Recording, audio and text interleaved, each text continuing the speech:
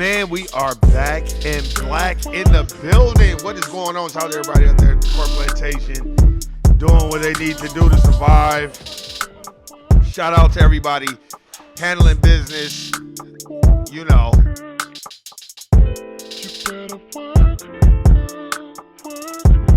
Man, shout out to everybody out there doing what they need to do. Yes, did Jesus come back today? Ah, goddamn. I'm pretty sure somebody at Sunday school or some shit like that. I'm not saying you're not supposed to be. But, hey, it's all good. Shout out to the homegirl Erica. We was talking about, me and her was talking on Twitter, talking about Eminem. Because I saw Eminem was, I guess, trying to diss Melly Mel. It's like, in the white Jewish community, you diss one white Jewish member, you're fucking with the whole community. Only in our community, we'll just allow white people to come in here. I'm sorry, Dre. I'm sorry, everybody, but y'all got to start checking these people. If they're not foundational black Americans and they come amongst our culture thinking they can say and do whatever to other niggas, you got to check that shit. Period. But anyway, shout out to everybody out there. Shout out to Erica, Johnny, all my Las Vegas people, Taj Morales, Angie, all of them out there. My Arizona people, Latanya, Miss Tanya. Shout out to the homegirl Melina in North Carolina. Shout out to everybody out there, man. Shout out to the homegirl Jerica too. She in Vegas, man. We got a great topic today. You know, it's gonna be a continuation of those brothers that got tortured by those police in Rankin County. I think Rankin, Mississippi, if I'm not mistaken. And we're going to talk about it today. I got some audio that I want y'all to hear, so let's get into it. Hey.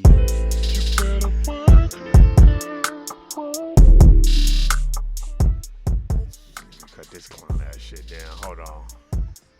Let's see. All right. Here we go. Have pleaded guilty to charges related to the torture of two black men. CNN's Ryan Young reports on the unthinkable violence that unfolded just this year in Mississippi. And a warning, this story contains graphic content. They became the criminals they swore to protect us from. They allegedly call themselves the GOON Squad, a group of 6 white former Mississippi law enforcement. The GOON Squad. So just to let y'all know, the reason why I'm talking about this today, because some black folk think that the government is good and the government places law enforcement to protect and serve. And, you know, we need to pull ourselves up by our bootstraps and learn how to deal with the police because, you know, they're here to help us. No, these motherfuckers are rejects.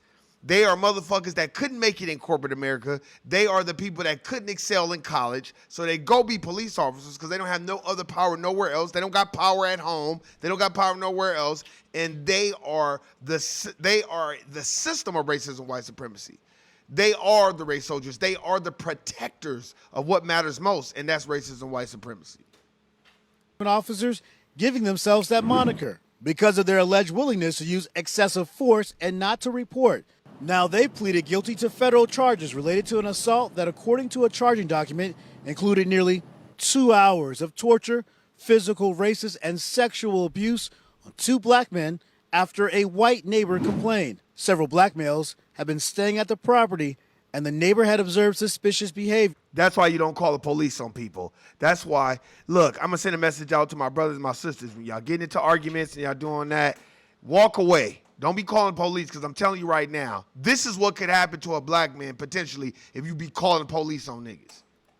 The officer who received the complaint directed an investigator to take care of it. On January 24th, 6 law enforcement officers entered victims Eddie Parker and Michael Jenkins' home without a warrant. Handcuffing the victims behind their backs and using racial slurs and derogatory language when yelling at the victims, discharging a firearm in order to scare and intimidate the victims, holding them down and pouring cooking oil, milk, alcohol, and chocolate syrup on their faces. Did y'all hear with that? Just because what they're doing is tar and feathering black men. That's what they want to do. They've been wanting to do this.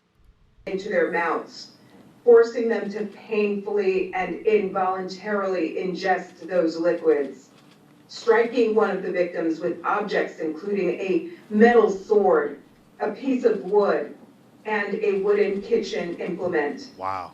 Kicking one of the victims in the ribs, tasing the victims dozens of times with department-issued tasers, and stealing personal belongings from the house. It ended with Jenkins getting shot in the mouth, the bullet lacerating his tongue, breaking his jaw, and exiting out of his neck. For months, there was a lot of doubt about the official account of what took place, the Mississippi Department of Public Safety releasing a statement the day after the incident saying only the Mississippi Bureau of Investigation is investigating an officer-involved shooting.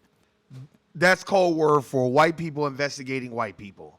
Just like at your court plantation job, when you call human resources on a white person, the chances are 99% is going to be a white person in human resources investigating another white person. That's all it is. So how could that system be fair? And how could we allow the dominant society to be the moral compass of who we are and have some type of moral compass over black folk when they're immoral? They're immoral in every way, faction of how they move, how they do business, everything. It isn't just the police department. It's corporate America. It's any infrastructure within the system of racism and white supremacy. That didn't encapsulate the horror. In July, I spoke to Parker, Jenkins, and Jenkins' mother and toured the home where the crimes occurred. I crawled here to this spot, and they started beating me here and tasing me. As you can see, blood spots and all. And my blood spots there. Jenkins' injuries make it difficult for him to speak. Exactly, because he ain't speaking. I played some of this video before, but I'm talking about this again because we're gonna go deep into the specifics of how they call themselves different names. That's why there are gangs within gangs. They talk about the gangs, black gangs on the street. It's gangs within law enforcement. I'm embarrassed. Has anyone from the department ever reached out to you and apologized? No. Have they ever asked for anything at all? Rankin County Sheriff Brian Bailey spoke at a press conference Another dominant society. about the incident in late June. I believe in my heart that this department remains one of the best. Yeah, the best at racism, white supremacy. Departments in our state, and I'm committed to doing everything in my power to keep this department on a correct path moving forward. Translation, we gonna hide all our racism and white supremacy so we don't get investigated, and we gonna kill a bunch of niggers and nigger lovers, and we gonna keep doing what we need to do to survive and maintain racism, white supremacy, white power. That's what he really means. Yesterday, he issued an apology and said he didn't fully understand the gravity of the crimes committed until recently. Federal authorities That's a motherfucking lie. began their review in February. They, along with the state of Mississippi, were able to secure guilty pleas of all accused. Not only did they brazenly commit these acts, but after inflicting serious bodily injury by firing a shot through one of the victim's mouths, they left him lying in a pool of blood, gathered on the porch of the house to discuss how to cover it up. What indifference, what disregard for life. A life that will never be the same for either of these two men. It's hard to stand right here, knowing, what happened right here. Justice is what it all boiled down to. I'm just like them, whether they in uniform or not. Basically, what we're seeing here, Jim, is a missile that is, well...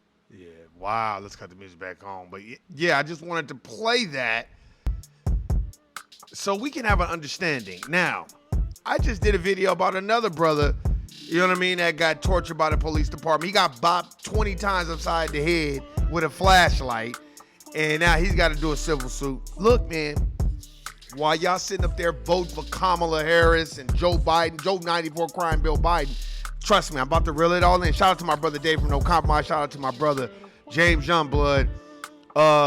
We need to do another live about this, bruh. Specifically about this, because this goes hand in hand in our voting. Like, we'll sit up here and say fight for your rights and no justice, no peace, no justice, no clown, all this bullshit, and then we'll sit up here and go vote for 94 crime bill Joe Biden, who put the 94 crime bill in place to send over 500,000 black people to prison for mandatory minimums in petty fucking crimes and shit. So it's like, I don't understand how we could, you know, march, whine, repeat, and do all this other shit, but then go in the voting polls and vote for a person that don't even fuck with black folk. You're supposed to vote your interest. So if we're not voting as a block, as Dr. Claude Edison teaches, we're gonna have to have meaning conversations, not meaningless, but conversations about, this is not about changing somebody's ideological construct or belief system. This is about showing somebody, hey, so look, check this out. Okay, Joe Biden, what has he done politically for black folk, for foundational black Americans? What has he done? I'm gonna tell you what his views are. He feels like he's not responsible for slavery. He feels like he hasn't benefited from slavery.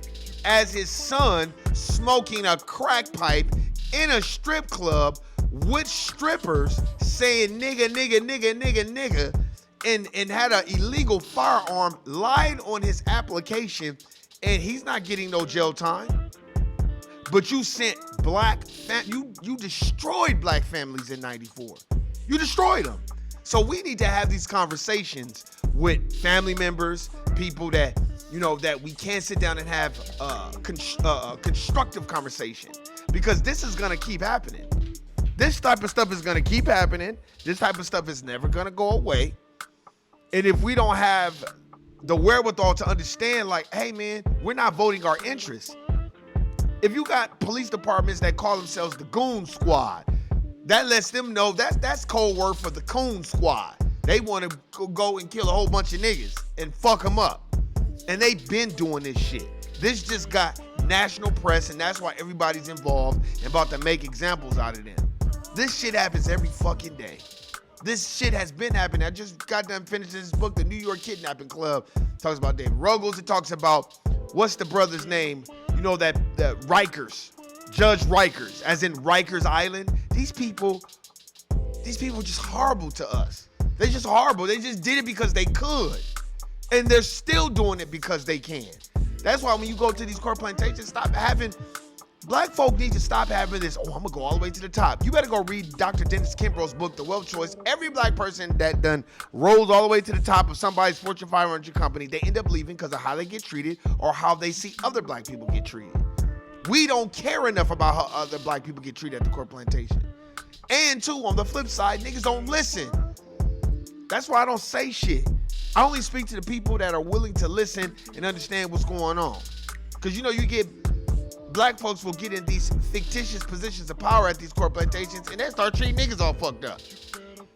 That's why I call them Hayward Shepherd, tell them about the gun line, Steven from Django, having ass motherfuckers.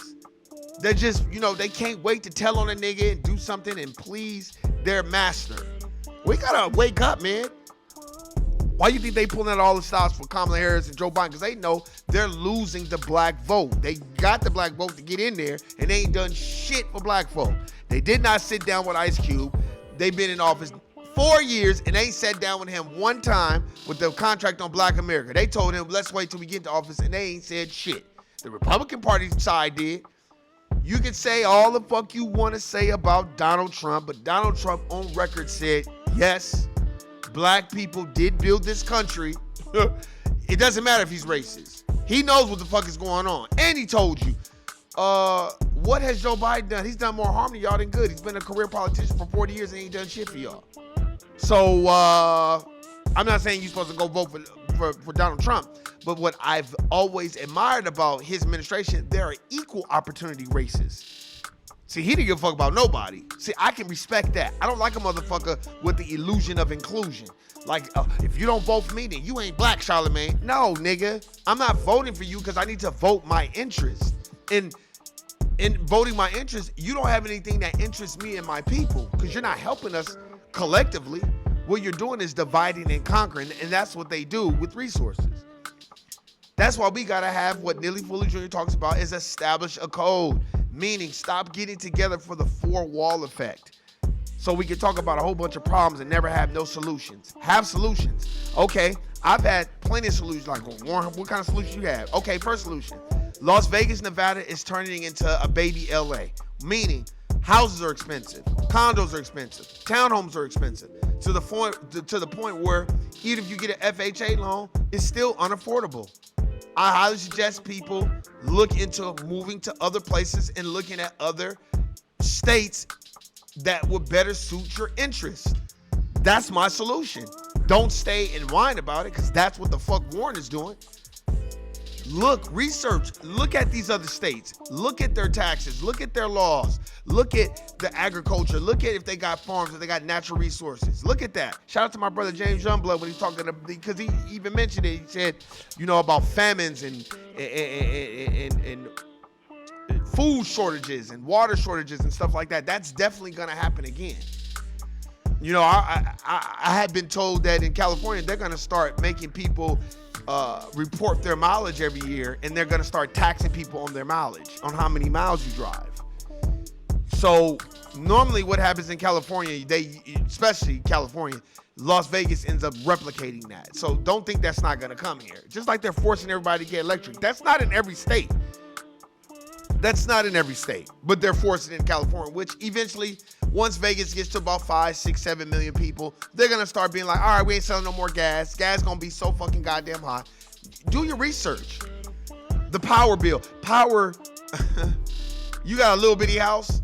I'm talking about 1,500 square feet. David, James Youngblood, Erica, Tasha and them already know this. You're looking at for $250 to $450 for your power bill. I'm talking about if you keep it at 79, 80 degrees. You're looking at between $250 and $450, maybe even $350. So if things are, okay, Vegas don't have a state tax, fine. But if they're fucking you on the back end, then your solution would be I need to look somewhere else. Don't stay and complain and wallow in your complaints. Have a solution for it. Because there might be another state that's better suitable for you. Yeah, it might not be the party state and the kicking it state and the smoking state and the chilling state and the drinking state the way you want, but what's best for you? To stay in a state where it's almost unimaginable to own a property because it's so expensive, or go somewhere where you can get a property. It may not be the party state that you want, but you get a property and you can live a decent, well planned out life where you're not killing yourself on the utilities and everything else that comes along with it. Just have solutions. I have solutions all the time. I say it all the time. I'm not going to keep talking about the same thing hoping for a different result. That's insanity. You know what I mean? And I always say this, don't get emotional over other people's money. If it ain't your money, don't get emotional about it because it's not yours. You know what I mean? I got a lot of things that I've been thinking about. And read. You know what I mean? Read. Do your research. And stop sitting around knowing everybody else's business and everybody else's schematics and statistics and what everybody else is doing, but you don't even know what you're going to do. If you are sitting around with your thumb up your ass and you are not working to the full potential of who you are, and you know you're lazy, you bullshitting, that's on you. And once you get a certain age, there's nothing that anybody can do.